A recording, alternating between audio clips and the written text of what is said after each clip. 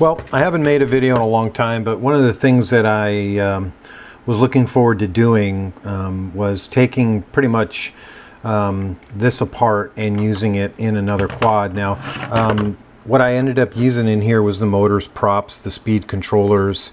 I do have the camera, but it's not very good quality, but I think I'll give it a shot. Also, the video transmitter, it's big. I've got a much smaller one, but I could still use it, still fit it in here.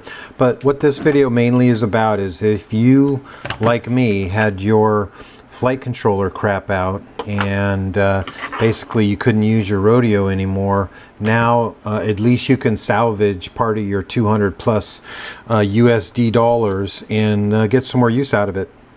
This is a nice little sandwich, a 210.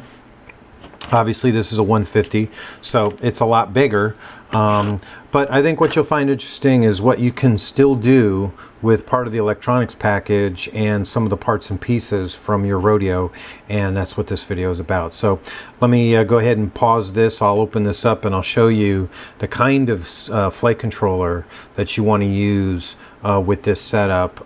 It just kind of works better, and how I built this.